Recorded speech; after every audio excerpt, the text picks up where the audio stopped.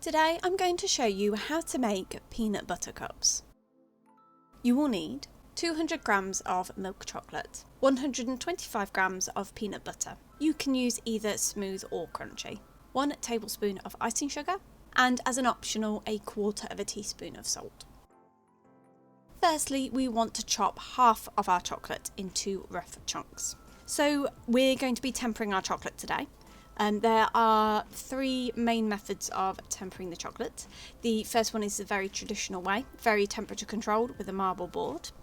The second one is a seeding method, which again is temperature controlled, but you retain some of the original chocolate to put into the mix, into the melted chocolate, so then it knows what type of crystals that you want your chocolate to form.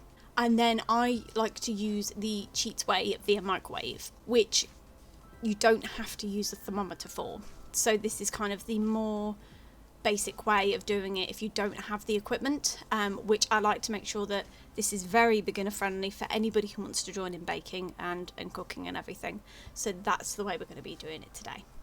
So having put our chocolate in a microwavable bowl, we're just going to put our chocolate into the microwave for 30 seconds to start with.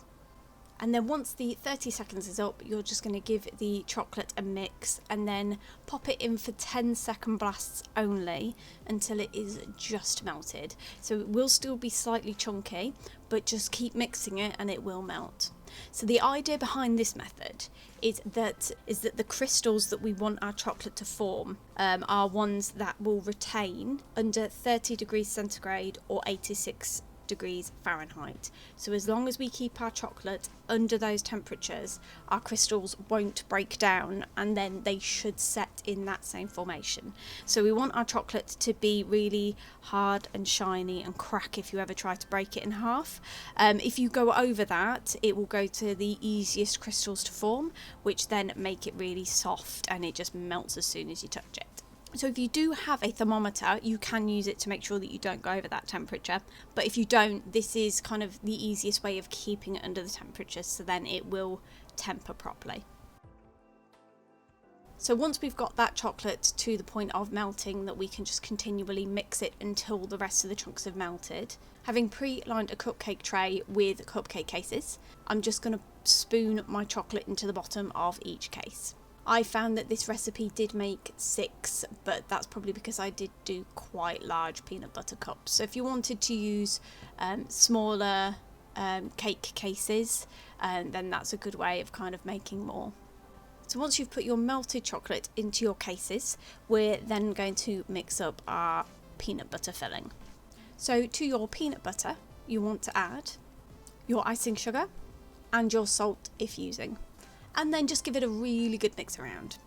So the reason why we use icing sugar in the peanut butter as opposed to just putting peanut butter in the middle is because the icing sugar helps it firm up a little bit, because in its just peanut butter state it's too runny. So in its current state the peanut butter would just kind of run out the sides of the peanut butter cups. So by adding a little bit of icing sugar, it helps to set it a little bit to make it a bit more solid.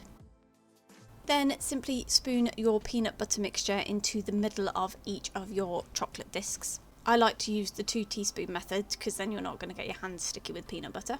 Then just pop this to one side and then we're going to melt up the rest of the chocolate using the exact same method that we did for the first half. So just rough chunk it, pop it in the microwave 30 seconds and then after that 10-second blasts until it's just melted. Then once melted, you just want to spoon your chocolate on top of the peanut butter and chocolate that you've already got in your cupcake cases. And then I'm just going to pop that in the fridge for half an hour to an hour just to help the chocolate start to harden up. And then once that chocolate's hard, we're just going to remove them from the cases. And there you have it. That's how you make peanut butter cups.